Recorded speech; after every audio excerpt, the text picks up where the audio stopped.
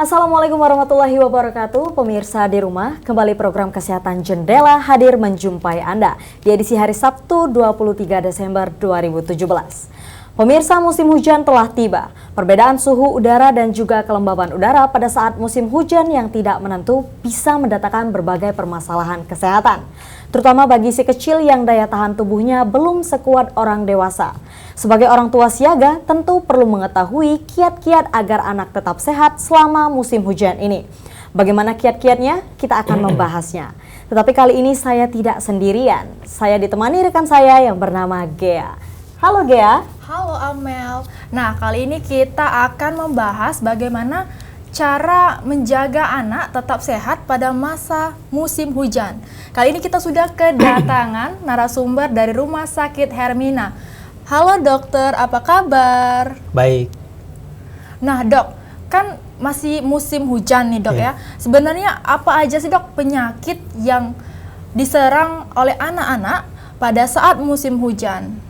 Ya, biasanya penyakit yang diserang oleh anak-anak di musim hujan adalah penyakit-penyakit yang meningkat pada keadaan cuaca yang dingin biasanya. Ya kan musim hujan kan lebih dingin biasanya. Ya, penyakit flu terutama, bisa juga penyakit diare, juga penyakit panas bisa juga. Ya, demam maksud saya. Itu biasanya disebabkan oleh apa nih dok? Misalkan apakah ada bakteri yang menyerang atau virus atau bagaimana gitu dok? Soalnya orang awam biasanya nggak tahu kan? Iya, banyak penyebabnya biasanya ya, bisa bakteri, bisa virus. Tetapi ada hal-hal sebenarnya yang bisa kita kerjakan untuk mencegah supaya tidak terjadi penyakit tersebut. Ada 4 hal ya.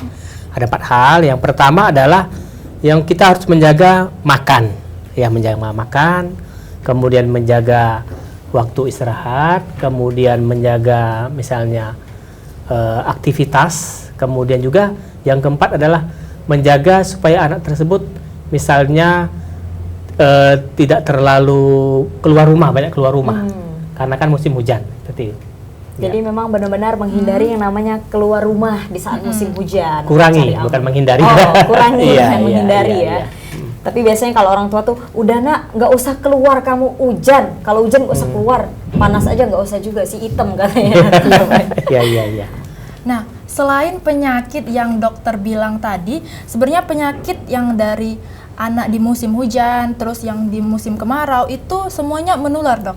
Terus kalau misalkan menular, itu melalui apa dok?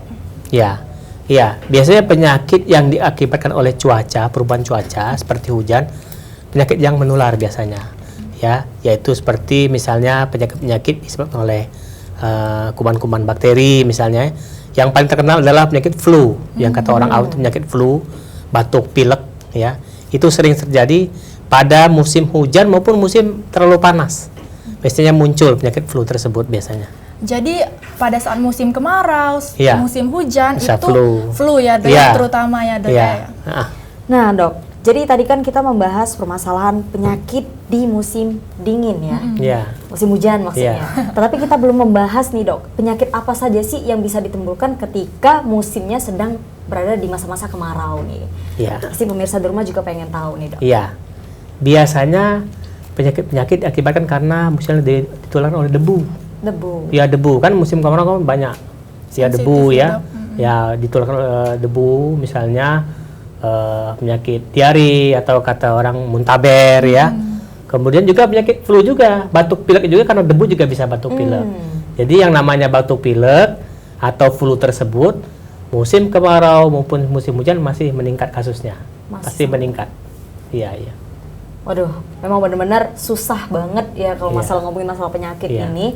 Tapi nih dok, ada satu lagi nih pertanyaan saya. Mungkin mewakili diri saya juga nih ya dok ya. Karena kan yang namanya batuk dan flu itu sebenarnya tidak bisa kita anggap remeh. Karena kenapa? Saya juga terkadang kalau flu ataupun batuk itu saya sudah coba minum obat lah segala macem. Tapi sampai 1 bulan terkadang masih gitu, nggak sembuh-sembuh gitu dok. Karena kalau mau siaran kayak gini kan susah ya. Jadi itu ada nggak sih kiat-kiat khusus untuk penderita flu dan batuk biar penyakitnya tuh cepat sembuh dok?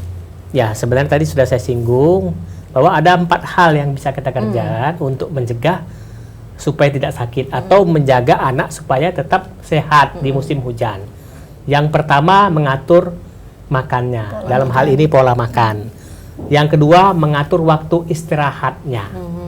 Ya, jadi istirahatnya harus cukup, ya, tidurnya harus cukup, ya. Kemudian yang ketiga adalah waktu aktivitas, termasuk mengurangi aktivitas di luar rumah. Yang keempat, tadi saya agak sedikit salah. Yang keempat adalah menjaga supaya anak tidak sakit dengan cara melakukan pencegahan. Misalnya melakukan imunisasi yang lengkap seperti itu, ya. Jadi ada 4 hal, yaitu makan, istirahat, aktivitas dengan dan upaya pencegahan, imunisasi. Betul, imunisasi. Nah, Dok, usia berapa anak-anak yang mudah terkena penyakit di musim hujan ini? Iya, sebenarnya makin kecil usia anak makin mudah sakit.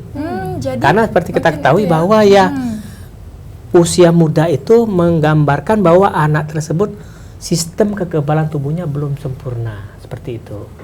Oh, sistem kekebalan tubuh. Imun ya. Sistem imun, kata orang sistem imun, ya.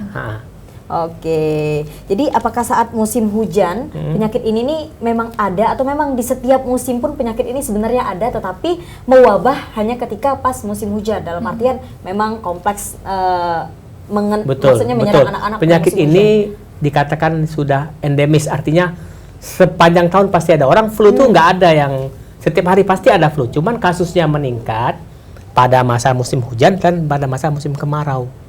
Jadi lebih sensitif ke musim hujan sama musim kemarau. Jadi perubahan suhu yang ekstrim, ya meningkat kasusnya flu itu. Oke, jadi kan memang ada perubahan suhu yang ekstrim tadi, Dok. Jadi apa sih yang mempelopori penyakit tersebut di dalam perubahan suhu tadi? Atau apakah memang jika suhu itu berubah menjadi panas ataupun dingin, ada sebuah bakteri yang lebih giat untuk berkembang atau bagaimana itu, Dok? Ya, seperti kita ketahui bahwa manusia itu kan makhluk yang paling sulit untuk beradaptasi sebenarnya. Ya, artinya dengan cuaca yang begitu ekstrim, ya bisa dia kedinginan. Misalnya dia pergi ke kutub utara, dia bisa sakit kedinginan, ya seperti itu ya. Jadi dia paling sulit. Jadi manusia ini makhluk yang paling sulit untuk beradaptasi terhadap suhu. Nah, pada musim hujan suhu itu rendah, ya. Sedangkan kita tidak siap untuk mengatasi adaptasi tersebut.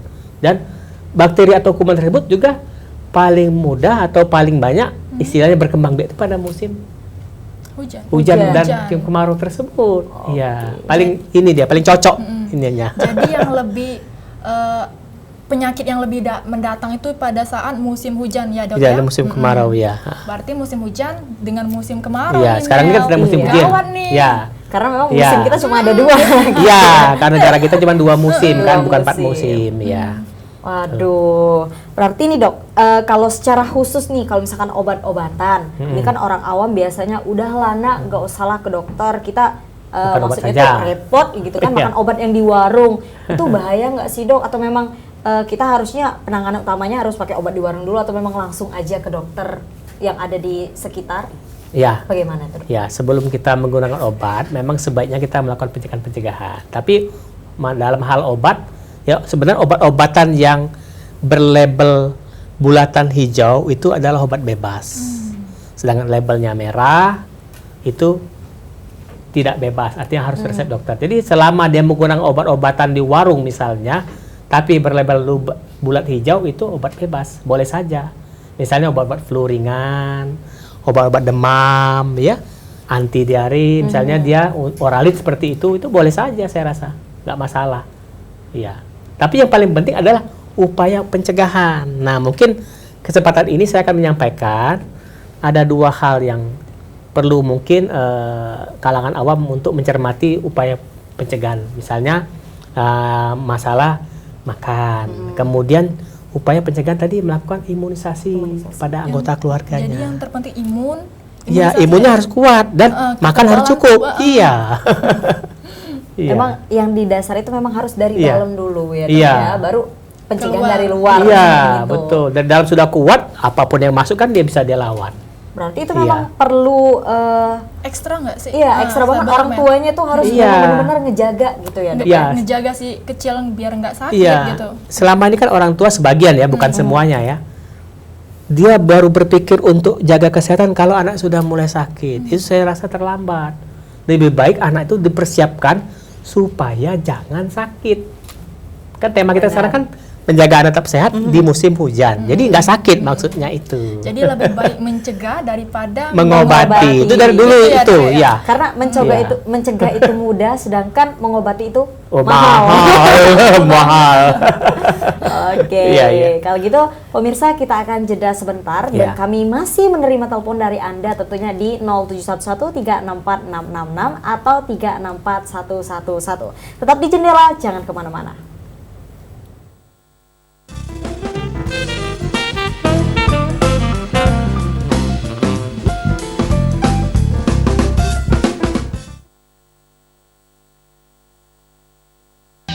Anda punya usaha? Promosikan usaha Anda di iklan Jitu Sriwijaya TV.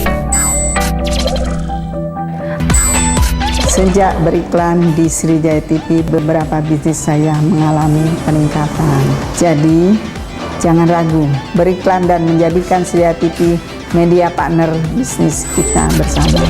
Jadi, tunggu apa lagi? Segera hubungi nomor yang ada di bawah ini.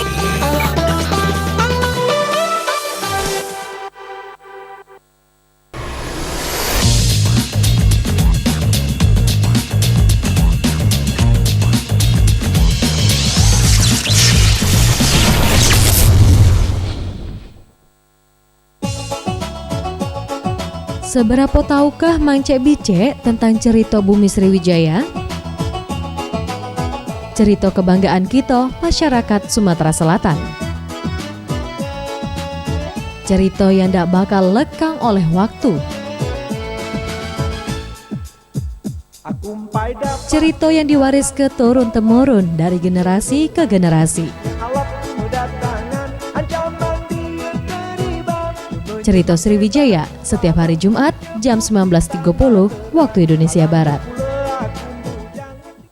Anda punya usaha? Promosikan usaha Anda di iklan Jitu Sriwijaya TV. Hanya dengan Rp500.000, running text produk Anda akan kami tayangkan non-stop selama 1 bulan. Apa kata mereka yang sudah memasang di iklan Jitu Sriwijaya TV? Sejak beriklan di Sriwijaya TV, beberapa bisnis saya mengalami peningkatan. Jadi, jangan ragu, beriklan dan menjadikan Sriwijaya TV media partner bisnis kita bersama. Jadi, tunggu apa lagi? Segera hubungi nomor yang ada di bawah ini.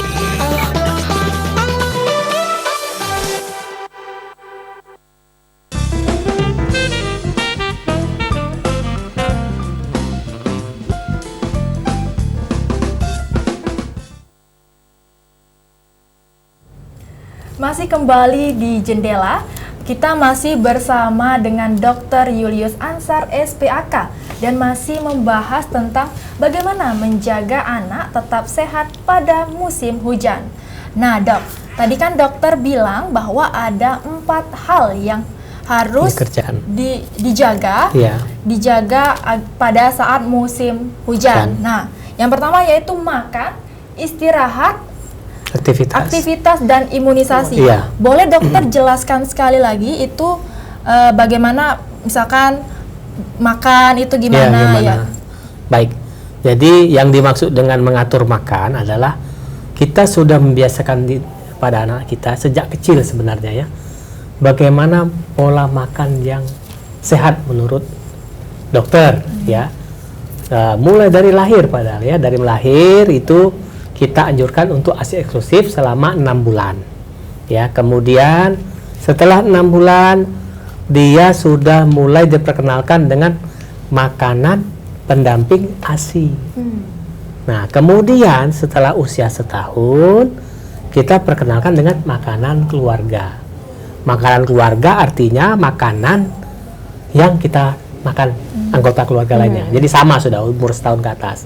Nah, kalau kita ajarkan dari sejak kecil, maka si anak sudah mulai teratur makannya. Sampai dewasa, sampai tua sudah teratur makannya. Dengan makan teratur, ya, dengan jumlah dan ragaman yang cukup, tentu anak akan sehat dari segi gizi, akan sehat. Seperti itu.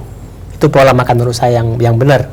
Ya. Terus yang kedua tadi, di poin kedua kita ada ASI eksklusif 6 bulan. Nah, itu harus penting ya, Dok. Yang ASI eksklusif 6 bulan.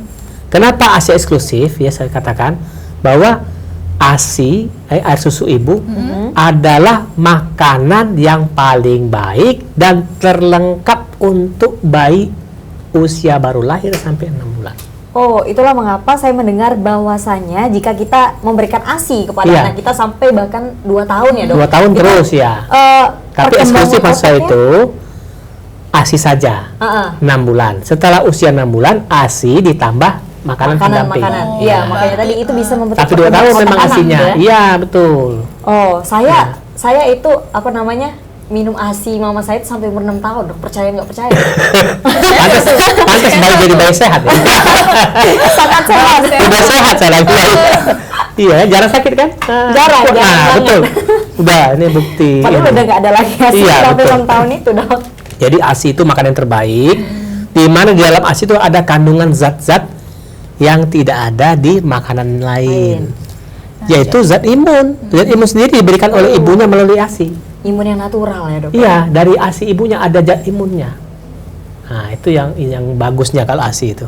Jadi untuk ibu-ibu yang di rumah, yang terpenting yaitu adalah ASI eksklusif 6 bulan untuk Iya. menjaga si kecil agar tetap Sehat. Sehat. Iya. Dan tentunya pintar seperti Iya. kami. Iya. Kita promosi ini. Iya.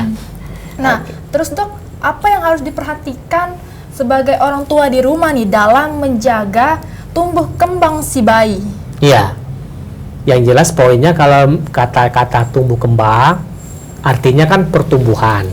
Nah, pertumbuhan itu kan kita harus tahu indikator patokannya maksudnya tuh. Oh, anak saya nggak tumbuh. Anak saya tumbuh. Nah, yang paling gampang dikerjakan oleh orang tua adalah ukur berat badan bayinya setiap bulan. Sekaligus dia mengukur panjang badan bayinya. Kenapa kita perlukan pengukuran tiap bulan? Supaya ketahuan. Kalau si anak kelihatan sudah tidak pertumbuhan tidak bagus, kan tentu ukurannya nggak bagus. Jadi beda. Nah, ya, kita Dok? cari apa penyebabnya. Bisa saja dia sakit yang belum ketahuan bisa. Dia nggak demam, nggak mencret, nggak diare, tapi nggak tumbuh-tumbuh. Nah, kita curiga kenapa nih? Tapi cari. Nah, itu yang paling gampang dikejar orang tua. Yang sekarang orang tua sudah jarang mengerjakannya. Ya dulu kan zaman dulu ya, maaf ngomong kita nyinggung masalah zaman dulu ya, zaman Soeharto ya. Itu ada program yang bagus, Posyandu. Tapi sekarang udah banyak ditinggalkan orang. Iya, benar. Sekarang Iya. udah nggak ada lagi ya, Dok? Iya ada, tapi Ada. Cuman Iya, sedikit, nggak sedikit sih? sekali, Posyandu ya. itu cuman ada Iya. sedikit. Di dekat rumah saya itu ada, dan Ada. keponakan saya yang bayi-bayi itu masih sering. iya, jadi ketahuan dia kalau dia sakit ketahuan walaupun dia tidak mengeluh Tidak seperti mengeluh. itu. Itu yang paling gampang dikerjakan. Oke, Nah, iya. jadi kita sedikit menyinggung masalah pertumbuhan tadi, Dok, Iya. ya. Jadi ini ada kasus nyata nih, Dok. Iya. Ada dulunya yang masih bayi itu sering sakit-sakitan, tapi ketika dia sudah dewasa, dia tidak tumbuh sebagaimana mestinya. Misalkan kekurangan berat badan, Iya. terus kurang tinggi. Tinggi gitu. kurang, mudah sakit. Iya, dan Iya. itu disebabkan oleh apa sih, Dok, sebenarnya? Ya, sebenarnya begini ya. Sebenarnya ya, kita dewasa ini adalah produk masa lalu. Artinya, kalau masa lalu kita nggak bagus, udah dewasa kita nggak maksimal. Kita IQ-nya nggak nangkep, mudah sakit, dikesuruh kerja yang rumit dikit kita nggak bisa, di kerja yang mudah juga mudah nggak bisa juga. Jadi apa yang mau dikerjakan? Bingung ya, Dok? Iya, jadi yang paling benar adalah sejak kecil jagalah kesehatan dengan cara tadi. Kan hanya 4 yang saya minta. Cukup makan, cukup istilahnya istirahatnya, aktivitas, dan juga lakukan upaya-upaya pencegahan, imunisasi contohnya begitu. Oke, Iya. wah, memang benar-benar balik lagi ke 4 kiat-kiat utama Iya, tadi. hanya pemirsa. 4 saja, nggak banyak-banyak. Makan, Atur waktu istirahat, Waktu istirahat, aktivitas aktivitas diatur, dan imunisasi. Oke, Iya. hafal gitu ya. apal kita nih Nanti Iya. kita boleh nggak sih, Dok, ikut sosialisasi gitu? Iya boleh, iya. dengan 4 kiat-kiat tadi. Ada Iya. 4 kiat, cuman Iya. membahas 4 Iya, kiat gitu iya, kita, iya. seperti itu ya. Nah, jadi juga nih, Dok, ya, biasanya tuh ada kasus, misalkan ibu yang sedang menyusui nih, Iya. terserang flu misalkan, Iya. itu apakah dia masih boleh menyusui anaknya? Kan kalau kita tahu nanti takutnya tuh nular gitu. Iya. Terus gimana sih cara mensiasatinya? Nah, itu bagus, pertanyaan bagus sekali ya. Jadi ibu-ibu yang menderita penyakit itu ada hal-hal memang ASI-nya di stop, ada ASI-nya tidak di stop. Nah, untuk penyakit-penyakit yang menular melalui ASI, itu memang ASI-nya harus dihentikan. Tapi untuk penyakit-penyakit yang tidak menular melalui ASI, itu ASI-nya terus jalan. Jadi, kalau dia lagi flu, karena flu itu menular melalui liur kita ya, kita bicara ini, jadi ibunya pakai masker kalau menyusui, seperti itu. Iya, ibunya batuk, pilek atau apapun yang meluar lewat mulut, ibunya pakai masker untuk pencegahan. Tetapi kalau penyakit-penyakit yang melalui ASI, ya kebetulan tidak banyak ya, seperti penyakit HIV/AIDS itu menular melalui ASI. Jadi kita anjurkan bagi ibu-ibu yang positif HIV/AIDS mempunyai bayi, sebaiknya bayi tidak disusui melalui susu dia sendiri, karena kuman-kuman HIV/AIDS itu lewat ASI dia menularnya. Waduh. Ya. Gawat Kalau nih. sudah tahu jangan, ya. Jangan kita pura-pura kita sehat kan, kita tetap kasihan bayi kita kan. Iya, nanti Ya, dia melalui kena ASI. getahnya juga. Iya, gitu, padahal kan Gara-gara kalau ASI. dia melahirkan, ya dia bisa tidak kena HIV/AIDS pada ibunya AIDS, asal tidak disusui sama ibunya. Nah, kan bisa kan seperti itu. Nah, ya. Harus ini ya, kalau misalkan ibunya terkena AIDS harus cepet-cepet ini nih, Iya. nggak usah dekat ya. Ya, artinya dekat boleh tapi tidak menyusui. Tidak menyusui karena Iya. itu akan menular ya dok ya. Ya, lewat ASI nularnya. Ya Itu kan, karena- parah nggak sih dok sebenarnya yang lewat ASI itu? Iya, kalau HIV/AIDS ya kasihan lah bayinya ya, pasti kena penyakit. Iya. Tapi penyakit cuma 1-2, yang lain-lain boleh minum Iya, ASI. boleh memang. Kalau ibunya kena hepatitis, boleh bayinya minum ASI-nya. Ibunya kena TBC ngomong ya, boleh. Nah, dia pakai masker, ibunya kan batuk, ibunya kalau TBC kan, dia pakai masker, dia tetap menyusui. Tapi ibunya harus diobati. Iya, benar. Jangan ibunya tidak diobati, karena lama-kelamaan juga akan menular ke bayinya kalau ibunya tidak obati. Kalau tidak diobati. Iya. Ya, yang saya tahu juga kalau HIV/AIDS juga itu kan kita kan tidak boleh menjauhi orang yang Nggak terjangkit. boleh, kita Harusnya nggak kita boleh, rangkul kan iya. sekarang kan udah ada obatnya juga Iya, ya, Dok, betul, ya. betul, Saya iya. lupa kemarin saya nonton tapi saya lupa nama obatnya itu apa ya. Iya, iya. Dokter aja yang tahu lah itu. Dokter aja yang tahu lah, Iya, iya. spesialisnya gitu, Iya, Dok, iya, ya. betul ya. Oke, dan ini nih Dok, yang bikin saya penasaran juga nih. Terkadang orang di rumah itu ngomong kan, misalkan ada ibu-ibu tuh yang Iya. yang lagi menyusui punya anak Iya. bayi. Biasanya mereka ngomong itu kalau kamu itu jangan makan ini, nanti imbasnya ke anak kamu. Misalkan anaknya sakit perut, tuh kamu tuh kebanyakan makan nanas, tuh makanya anak kamu sakit perut. Itu mitos sebenarnya atau memang fakta? ada Ada faktanya fakta. gitu Dok? Jadi Masih seperti ini pertimbangan ya. dulu. Yang jelas faktanya adalah setiap yang dimakan ibu akan melalui ASI. Jadi kalau ibunya minum atau makan yang pedas-pedas, ASI-nya bisa pedas. Ya. Ya artinya bayinya bisa diare. Jadi betul itu. Jadi ibunya harus hati-hati kalau lagi menyusui, makan tertentu yang sifatnya merangsang harus hati-hati. Ya. Jadi untuk ibu-ibu yang di rumah nih dok harus Ya. pola makan harus dijaga ya. Dijaga biar kalau nggak lagi menyusui. tertular Iya. dengan Bayi si kecil, kasihan, iya, Kasihan iya. kan masih kecil udah Udah ada penyakit, iya. iya gitu. Iya, betul. Memang berarti luar biasa banget ya efeknya. Memang mau dari apa-apa itu akarnya dari orang tuanya dulu, gimana caranya Iya, gitu iya, ya. Turun ke betul. anak gitu. Waduh. Kalau gitu pemirsa masih banyak yang akan kita bahas, tapi kita jeda dulu sebentar dan kami masih menerima telepon di 0711364666 atau 364111. Jangan kemana-mana, tetap di Jendela.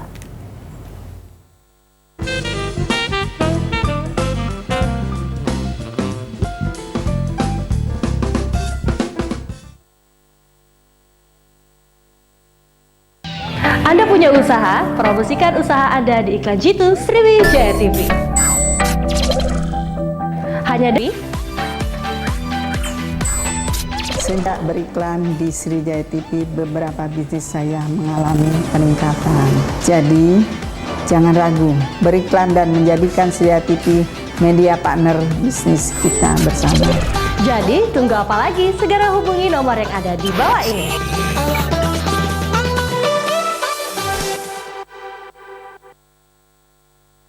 Bagi kalian pecinta Korea, di sini kalian bisa mendapatkan informasi terupdate seputar dunia hiburan Korea, mulai dari film, musik, top hits, dan info artis favorit kamu semua ada di sini. Hanya di Korea Weekly, setiap Sabtu jam 8:30 malam.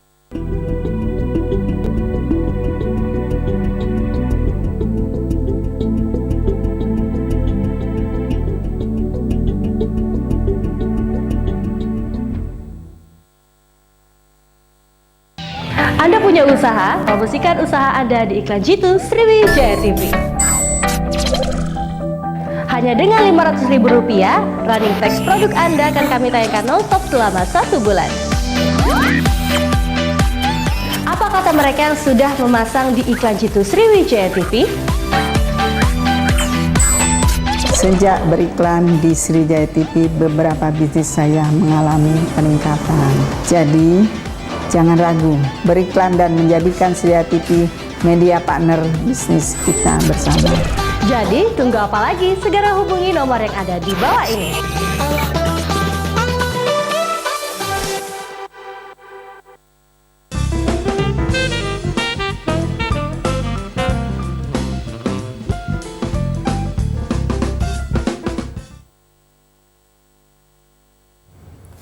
Kembali ke Jendela, masih bersama Dr. Julius Ansar, SPAK. Dan kita masih membahas tentang bagaimana menjaga anak tetap sehat pada musim hujan. Iya. Nah dok, gini, dokter bilang tadi ada 4 kiat nih, yaitu makan, aktivitas, istirahat dan imunisasi. Nah, seberapa pentingnya sih dok imunisasi itu bagi anak-anak?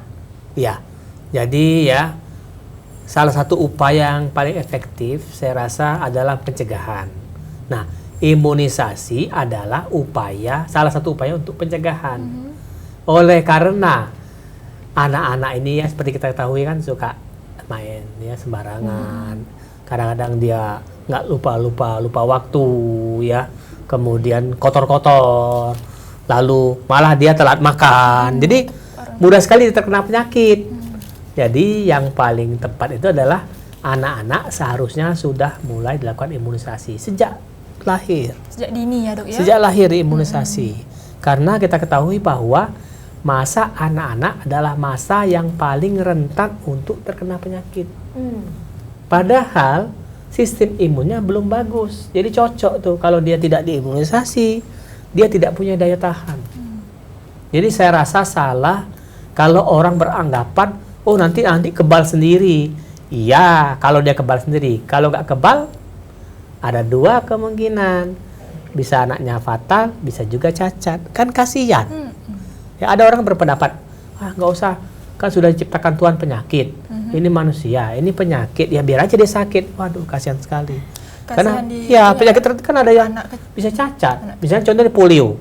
Zaman dulu ya, waktu vaksin polio belum bagus, kan ada tuh orang yang kakinya kecil sebelah. Kan ada yang masih di jalan kan. Nah, jalan tuh gimana lah dia? Apa mau kita gitukan lagi? Nah, sekarang orang ngomong bahwa nggak perlu vaksin tuh, kan Tuhan sudah menciptakan penyakit. Nah, kalau anaknya kena, coba. Mau diapakan? Masih ada orang yang tidak mau imunisasi seperti itu, saya rasa. Banyak mereka tuh merasa kalau imunisasi itu sebenarnya tidak penting, tetapi dari hal kecil itulah yang akan membentuk sistem imun anak sehingga anak tidak sakit. Benar begitu, Dok? Iya. Sebenarnya begini ya, kalau menurut saya memang kebetulan saya dokter, tapi bukan artinya saya itu memprogramkan, imunisasi ini bagus, bukan. Karena kita sudah merasakan manfaatnya. Coba, kalau zaman dulu tidak ada vaksin cacar, sekarang masih banyak orang yang mukanya itu bolong-bolong, apa istilah kata orang Palembang itu bopengan. Bopengan. Coba sekarang nggak ada bopengan. Kenapa? Karena vaksin cacar itu sudah 100% kita nggak ada lagi. Jadi udah habis cacar yang dulu. Tinggal cacar air biasa yang ringan. Coba kalau itu nggak ada, kita banyak yang kena bopengan. Nah sekarang coba, kalau anak tidak imunisasi, kalau sakit, nah nyeselnya belakangan. Jadi imunisasi adalah hal yang paling efektif dan paling murah. Coba kita pikir ya, imunisasi kan berapalah harganya? Ada yang gratis malah oleh pemerintah. Kalau dia kena, coba mahal, ya. Walaupun sekarang udah BPJS, tapi paling tidak kan dia nyita waktu, ngantar anaknya ke rumah sakit, jaga anaknya, bisa 3 bulan katanya sakit kan, 3 bulan di rumah sakit. Walaupun bapaknya kerja, tapi kan nggak konsentrasi, dia kerja, pulang pergi, ibunya di rumah kacau segala macam. Nah, coba dia pikirkan seperti itu. Saya rasa penting sekali imunisasi. Jadi Ya, saya penting tekankan. ya, Ya, penting imunisasi imunisasi. bagi anak-anak. Ya, bagi orang dewasa juga ada, cuman karena saya dokter anak kebetulan, sejak dini lakukanlah imunisasi pada anak Anda. Jangan Apakah saya telat imunisasi dong? Iya. Jadi jangan beranggapan bahwa imunisasi itu nggak penting karena sudah takdir Tuhan, ya takdir sih takdir semua, tapi kan kita usaha namanya. Iya. Karena memang jika kita diberikan suatu hal itu kita tuh harus fight for it. Jadi, Iya, ya. betul. Kan Ada mulai upaya. lagi keluar bahasa Inggrisnya Amel. Ini Dok, ngomongin masalah cacar juga tadi. Iya. Ini kan sering banget nyerangin namanya anak-anak. Ya, Nah, itu biasanya tuh yang dirisaukan oleh orang tua kalau misalkan udah gede banget tuh ya cacarnya itu kan kadang berbekas nih, Dok. ya. Ada nggak sih cara-cara khusus biar bekasnya tuh bisa hilang Iya. atau ya mungkin regenerasi kulit itu kan lama Iya, iya. itu agar lebih cepat gitu, Dok? Ya. Apa pakai Jadi ya segala betul. macam? Jadi yang paling penting kita jangan artinya mengganggu yang yang di kulit ya, misalnya kita kotak-atik segala macam ya. Penting jaga kelembapannya. Kemudian mungkin diberikan obat-obatan lotion untuk menjaga kelembapan. Nanti dengan sendirinya dia akan sembuh sendiri. Iya, jadi nggak bisa kita bilang harus cepat 1-2 minggu langsung seperti sedia kala, nggak bisa. Ya, jadi selama dia sakit tetap berobat, ya nanti tinggal bekasnya itu pelan-pelan kan kulit kita regenerasi. Ya, generasi nggak bisa dipercepat. Jadi nggak bisa dipercepat. Ya. Jadi emang lotion itu, Dok ya? Iya, lotion bisa. iya, bisa. Tuh, pemirsa Iya. di rumah lotion Iya. bisa menghilangkan bekas cacar. Karena kan dia prinsipnya kalau cacar itu penyakit sebenarnya bukan di kulit sebenarnya. Penyakitnya di saraf sebenarnya. Cuman manifestasi atau gejalanya pada kulit. Ya, jadi intinya, jadi virusnya itu bukan di kulit nongkrongnya, tapi di persarafan. Jadi Ya. misalkan kita ini Dok ya, ada apa tuh namanya cacar gitu Iya, ya di wajah. bekat itu ya, bekas-bekas nggak boleh ya. yang Iya, diapa-apain, Iya, diapa karena dibersihletekin, kan apa kan diapain, malam-malam kayak gitu jerawat kan. gini-gini. Iya benar Dok itu, kalau malam kan Tambah radang. gitu Iya, kan. gatel. Iya, Iya, gatel. jadi buat gatel itu ya Dok. Iya. Saja nggak sengaja, jangan dong berbekas gitu. Iya, kalau kita gini-giniin, kadang-kadang malah itu yang berkasnya lama, lama sembuhnya. Iya. Jadi untuk yang di rumah Iya. jangan Dikopekin. jangan dikopekin. Iya. Kalau kata orang Palembang itu jangan kerajinan Gino. Dari keranjingan. Iya, soalnya saya dulu kayak gitu ya, jadi lama hilangnya gitu, Dok. Iya, betul. Tapi kebetulan saya kenanya bukan pas masa kanak-kanak, Iya. masa tua. Ada imunisasinya, ada tuh cacar ada. Ada ya. Ya, diberikan sejak usia 1 tahun tapi. Biasanya imunisasi cacar kayak gitu bisa didapatkan oleh pemirsa di rumah ini di mana, Dok? Ya, Posyandu jadi atau- biasanya begini, kalau imunisasi pada anak-anak ada 2 cara. Satu program pemerintah, satu istilahnya swasta. Nah, program pemerintah bisa didapat di puskesmas atau di dokter anak. Nah, program swasta biasanya sudah di dokter anak.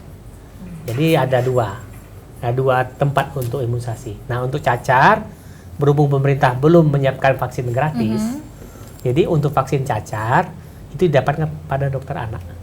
Ya. Jadi di dokter anak ada Ya, ini di ya, praktek Dok? dokter anak ada, atau di rumah sakit yang ada dokter anaknya. Ya. Nah, berbicara tentang anak nih Dok, misalkan anak itu sudah terkena penyakit Ya. pada saat musim hujan. Nah, itu sebenarnya apa yang harus kita lakukan apabila penyakit itu menyebar gitu, Ya. menjadi parah? Itu apa Dok? Iya. Jadi kalau dia sedang sakit, tentu yang jelas paling utama adalah istirahat. Kan kita lagi sakit harus istirahat. Istirahat bisa di rumah sakit.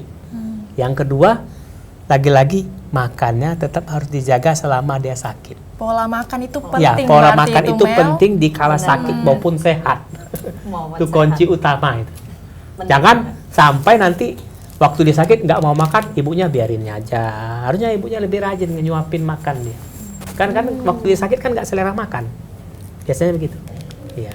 Jadi peran ibu ini sangat penting bagi tumbuh kembang Iya. si Kemarin kan hari kecil. ibu kemarin. Oh, Ibu hari tuh ibu. penting sekali. Happy Mother's Day. Iya. Iya.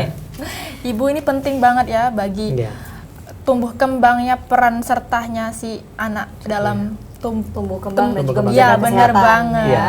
Berarti emang bener nih, sebelum menjadi ibu ada baiknya jika kita mempersiapkan terlebih dahulu ilmunya. Iya, betul, iya. Gimana sih cara menjaga anak agar anak nggak sakit dan Iya. segala macam. Iya. Nah biasanya sih dok, ibu-ibu itu kan bingung tuh mau dapat info tuh kayak gimana selain Iya. browsing, karena kan Iya. nggak seluruh orang yang ada di Indonesia ini udah Iya. bisa browsing, ada Iya. yang gaptek gitu Gaptek, loh. betul. Kira-kira untuk mendapatkan hal-hal seperti itu di mana? Apakah Iya. dari medis sendiri sudah pernah melakukan yang namanya sosialisasi untuk ibu-ibu? Ya, biasanya begini, biasanya untuk sosialisasi tentang cara hidup sehat itu di puskesmas dan di rumah sakit. Ya di puskesmas ada bidang yang untuk penyuluhan, di rumah sakit juga ada bidang penyuluhan biasanya. Yang biasanya bisa melayani ibu-ibu untuk kalau bertanya. Tapi sekarang ibu-ibu suka-sukanya gini, kalau sakit dia baru nanya biasanya. Iya. Jarang dia datang-datang mau tanya bagaimana cara anak saya supaya tetap sehat. Jarang sekali. Iya. Emang bener sekarang ini Iya. kan mereka tuh lebih kayak ya udah deh gitu kan, jalanin Belum perlu. aja gitu. Atau dia saya sudah tahu kok. Sudah Ya, tahu, pokoknya tapi- kasih makan, cukup tidur anaknya, kemudian imunisasi sudah tahu. Iya, Ya bagus sekali kalau sudah tahu. terkadang ada juga Iya. yang kolot nih dok ya, misalkan dia tuh udah punya cucu misalkan kan, Iya. udah punya cucu terus cucunya sakit. Dulu juga ini saya didiknya kayak gini tapi nggak ada sakit-sakit gitu. Iya. Sekarang nih aja. Zaman sudah berubah. Itu zaman kuno nggak sih Mel? Zaman sudah itu? berubah. Kata orang, kok zaman makin maju penyakit makin banyak katanya iya, muncul. benar. Sebenarnya bukan makin banyak makin muncul, makin terdeteksi. Alat deteksi penyakit sekarang makin canggih. Yang dulu mungkin nggak tahu sakit apa ya dia, tahu-tahu udah meninggal aja kan, udah apa aja kan. Sekarang udah ketahuan, oh rupanya penyakit itu namanya sekarang. Jadi bukan berarti penyakit itu. Terus yang kedua, ya kan lingkungan atau alam ya, alam itu sudah berubah, pemanasan global. Itu Pancaroba. polusi udara itu radikal bebas itu banyak sekali penyakit-penyakit akibat lingkungan yang kurang Perubahan- baik. Iya, perubahan cuaca perubahan nih, Dok, ya? cuaca. Nah, itu makin banyak jadi penyakit kita. Makin banyak perubahan cuaca, makin banyak Timbul masalah. Masalah timbul sebenarnya masalah itu kalau tidak teratasi namanya penyakit. Kalau teratasi namanya bukan penyakit. Selesai dia. Terus juga apakah lingkungan itu bisa menjadi salah satu faktor kenapa anak-anak bisa sakit dok? Contoh kan masih banyak tuh tempat-tempat yang maaf itu kumuh Ya. gak usah kan di Indonesia, di Palembang aja deh. gitu masih kan. ada. Di tempat lain. Terus gimana sih dok cara menyiasatinya gitu? Iya. Yang jelas tadi kita harus jaga lingkungan ya. Jadi agar anak ya tetap sehat di musim hujan. Dimana kalau hujan kan Mbak, becek Becek. ya, jalan keluar rumahnya udah becek. Ya di jalan-jalan kadang-kadang ya di mana-mana becek lah, ya lembab. Nah itu tentu lingkungan ada faktor yang penting untuk terjadinya suatu penyakit. Itu kalau kita misalnya keluar rumah, misalnya kita memakai alat pelindung, misalnya ya. Kalau misalnya keluar rumah anaknya pakai sendal, pakai sepatu, itu salah satu upaya untuk mencegah supaya tidak terjadi penyakit. Kemudian kalau dia dingin, pakai baju penghangat, ya. Nah itu salah satu contoh.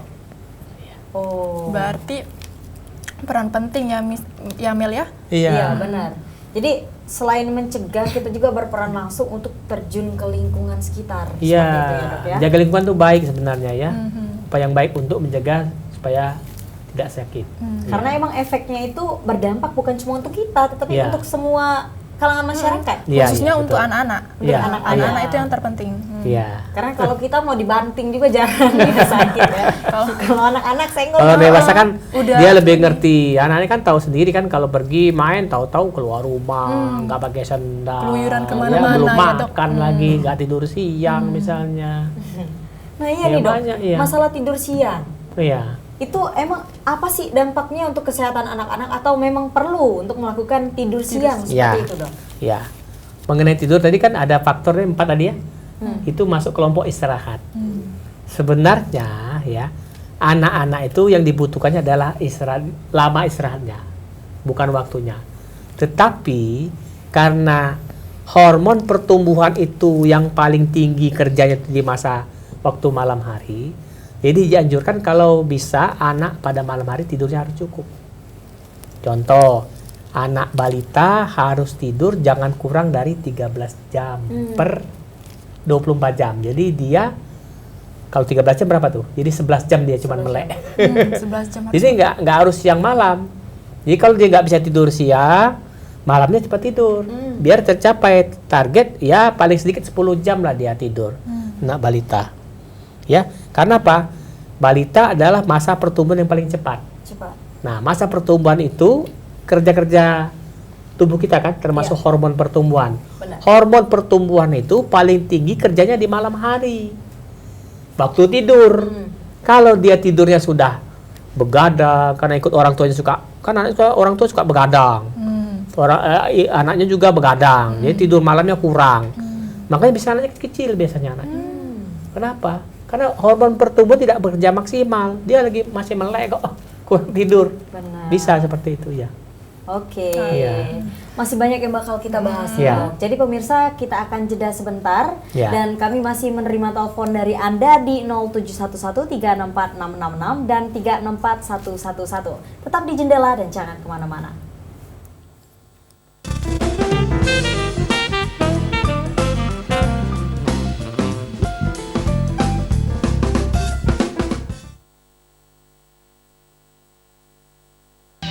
Anda punya usaha. Apa kata mereka yang sudah memasang di iklan Jitu Sriwijaya TV? Sejak beriklan di Sriwijaya TV, beberapa bisnis saya mengalami peningkatan. Jadi, jangan ragu, beriklan dan menjadikan Sriwijaya TV media partner bisnis kita bersama. Jadi, tunggu apa lagi? Segera hubungi nomor yang ada di bawah ini.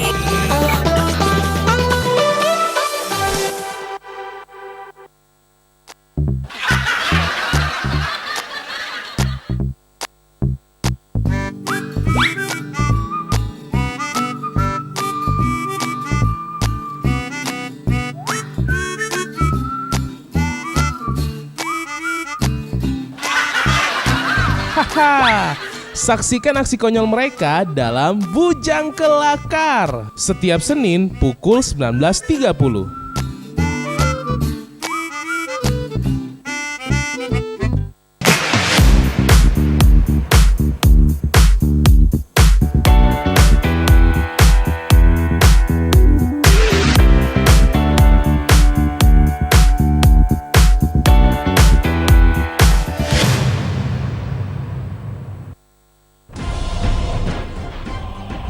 Kejahatan menyebar dengan dalih, kebenaran, ketidakadilan, keserakahan. Untuk menyingkirkan kegelapan ini, jiwa yang hebat akan dilahirkan kembali.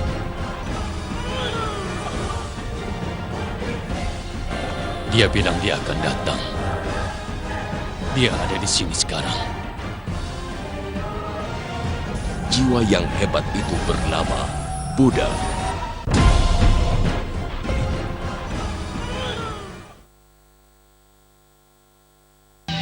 Anda punya usaha, promosikan usaha Anda di iklan Jitu Sriwijaya TV. Hanya dengan Rp500.000, running text produk Anda akan kami tayangkan non-stop selama 1 bulan. Apa kata mereka yang sudah memasang di iklan Jitu Sriwijaya TV? Sejak beriklan di Sriwijaya TV, beberapa bisnis saya mengalami peningkatan. Jadi, jangan ragu, beriklan dan menjadikan Sriwijaya TV media partner bisnis kita bersama. Jadi, tunggu apa lagi? Segera hubungi nomor yang ada di bawah ini.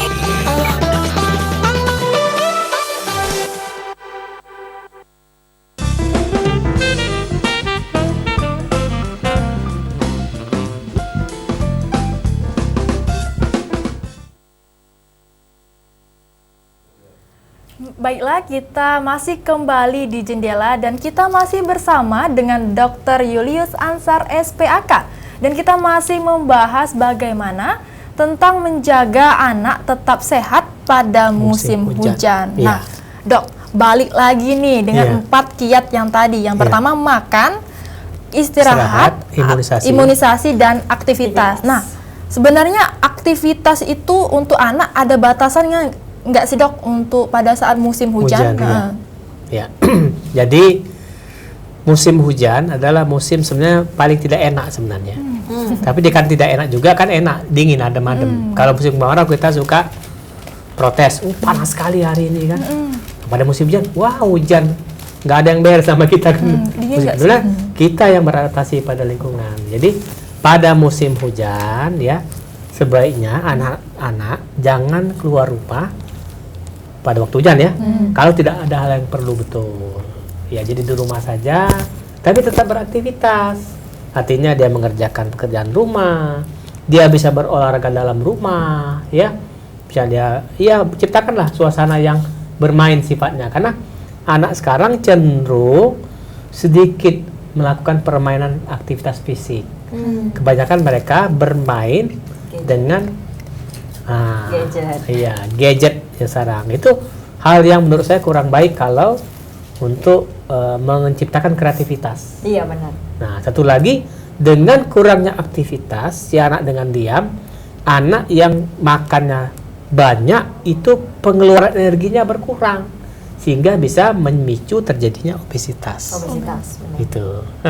Karena kurangnya kegiatan yang betul. bisa membakar kalorinya harus dibakar, ya betul.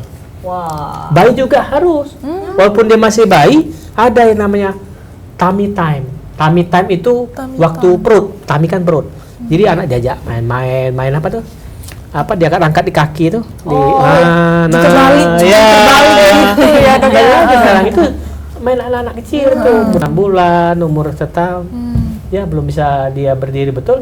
Jadi anak tuh jadi beraktivitas juga. Orang tua juga berolahraga kan, dua-dua dapat. Tummy tummy time. Oh, tummy time. Tummy time. Tummy time. Tummy time. Waktu perut. Waktu perut. Ya. Ya, aktivitas. Oke. Aktivitas. Nah, Dok, kan kita tahu bahwa ibu itu kan perannya penting kan dalam menjaga si tumbuh kembang si kecil. Nah, bagaimana dengan peran si ayah nih, Dok? Nah, peran ayah tentu ya mendukung upaya si istrinya ya menyiapkan misalnya rumah ya jangan yang rumahnya walaupun kecil tapi ventilasinya cukup ya, penerangannya cukup ya.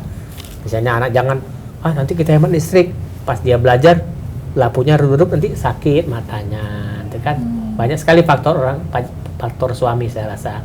Kemudian juga mendorong si istri untuk melakukan aktivitas yang sehat, misalnya tadi mengatur pola makan, masak di rumah tuh yang betul, yang baik ya. Kemudian tadi menyuruh anaknya kalau harus tidur nyuruh kan. Yang tadi juga mengajak si anak bersama istrinya tentu ke tempat-tempat untuk imunisasi seperti itu.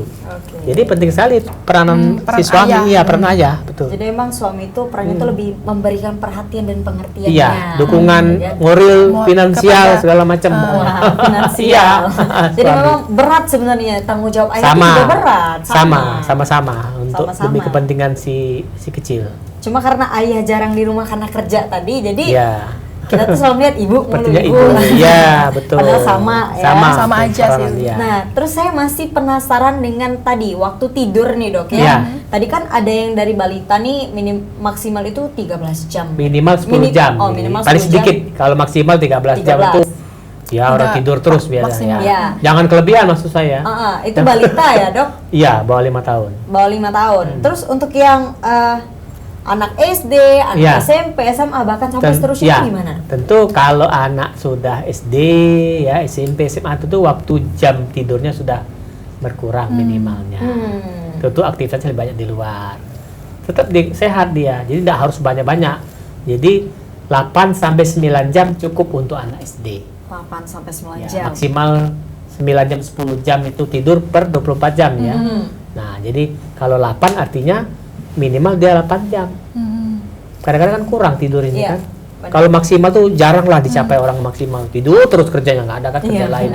Malah orang sekarang sulit tidur malahan. Iya, benar. Waktunya dia tidur, dia sulit tidur. Waktunya dia tidak tidur, ya dia kemana-mana. Tidak tidur. Iya, tidak tidur betul. Jadi kekurangan waktu istirahat bisa memicu terjadinya penyakit. Kan ada 4 hal tadi kan? Iya. waktu tidur adalah termasuk golongan waktu istirahat kan. Iya. Nah, jadi penting sekali diatur waktu istirahat. Betul. Jadi istirahat nih Mel, kamu harus istirahat Iya, nih. jangan kerja terus. Kerja terus Biar ini nggak siang lelah. malam. Enggak juga. Kalau siang ke instansi lain dulu ya. Bukan instansi kerjaan. Pendidikan. Upgrade diri ya. ya. Upgrade diri dan Iya. juga ibu khususnya Iya. Dok ya. Terus juga nih Dok, untuk kan kalau untuk yang masalah gigi ini kan ada 6 bulan sekali gitu ya. Nah, tapi kalau masalah kesehatan yang seperti ini nih Dok, yang lebih khususnya ke penyakit yang bakal memicu penyakit di musim dingin, itu ada nggak sih skala untuk check up-nya Dok? Kalau memang ada, kayak berapa kali dalam setahun seperti itu? Ya, kalau untuk anak-anak memang tidak ada untuk check up kayak orang dewasa ya, medical check up itu nggak ada, misalnya periksa darah, periksa tekanan darah, tidak ada. Tetapi biasanya kita mengajukan untuk namanya periksa tumbuh kembang. Jadi misalnya kalau anak umur 3 bulan, dia selain timbang berat badan, panjang badan, lingkar kepala, juga diperiksa kemampuannya. Udah bisa apa dia? Udah bisa miring-miring, udah bisa duduk, bisa tegak. Kemudian kalau sudah besar, misalnya umur 2 tahun, sampai di mana kepintarannya? Kan ada tuh anak kecil misalnya belum bisa apa-apa, ya, belum bisa ngomong bahkan, dia dianggap biasa. Ya, bukan biasa itu kalau anak misalnya berapa tahun tuh harus bisa mengomong.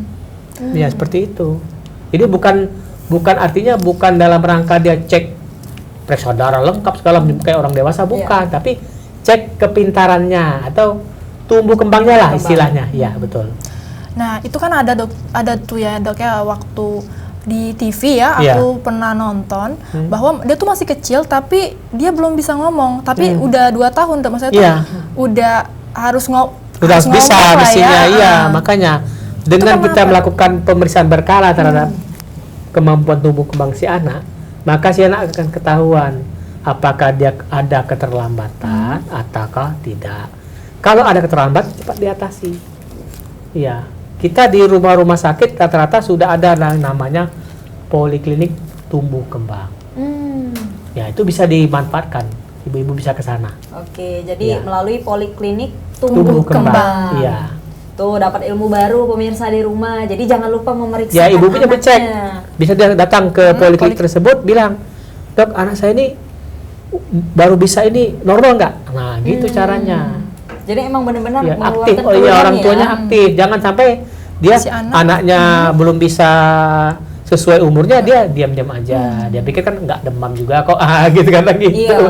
Iya, padahal belum bisa kalau ngomong. ngeliat anak nggak apa-apa tuh, ya udah nggak apa-apa, sehat Iya, berarti gitu ya Dok. iya. Tapi sebenarnya Ada masalah. Jangan ada masalah sebenarnya, betul. Berarti memang orang tua itu harus aktif. Ekstra Iya, kerja iya. nggak sih Mel? Iya, Iya. ekstra kerja, aktif, jadi Iya. komunikatif gitu. Iya. Makanya sekarang kan banyak orang yang mempunyai dokter pribadi kan untuk Iya. anak seperti itu. Biar Kan banyak si biro-biro tumbuh- konsultasi. Lewat ini juga bisa lewat apa sih, media-media sosial. Media sosial. Ya. Bisa kita manfaatkan.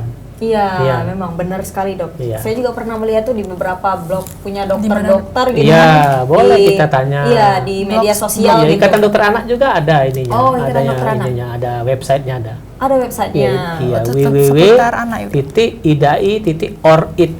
Oh, Ada dia. jadi Bisa itu deh. Di mana Klik. tuh? www.